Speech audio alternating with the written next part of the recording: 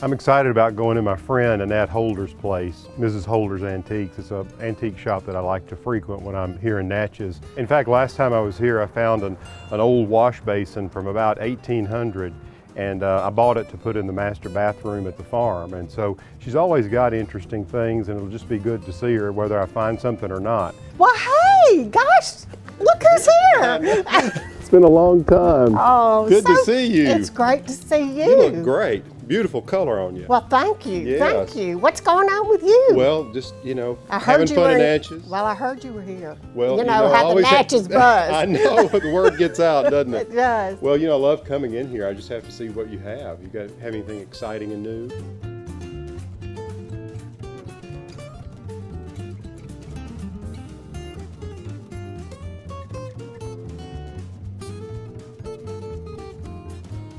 Great storage in the bottom.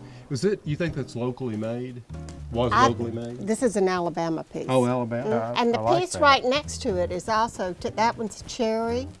Right. And Yeah. that folds little out break and makes front. like a little desk area with a pull out. Sure. you Oh, know, yeah, here, right. And comes forward.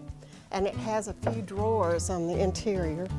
I'm so jazzed by this stuff. I haven't even eaten, and I've been running around here for a couple hours. But you know, what I found here that I think is really great that I'm taking home, I found this ironstone pitcher, which is really a great price. I want to take a look at this pitcher. Oh, okay, great. That's got a lot of weight to it. Yeah, it does. It's an ironstone piece. I collect ironstone. Put it all over the house.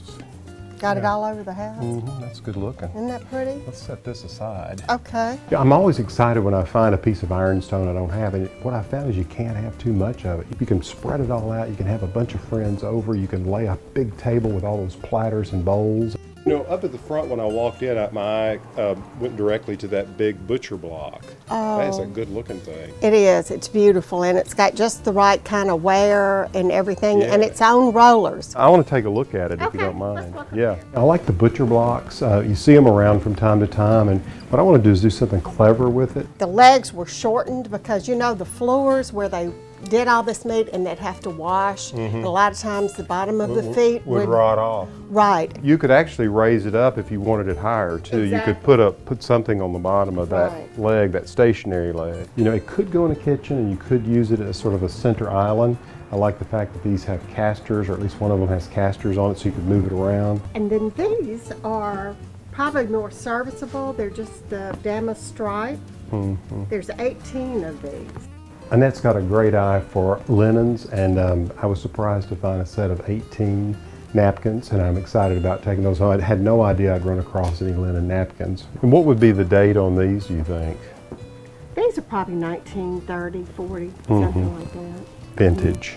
So I saw the McKinney & Hall Indian. There's two of them, same Indian. Oh, I can feel that, yeah. Clever. Hide your money and your silver up here. Right, just under this.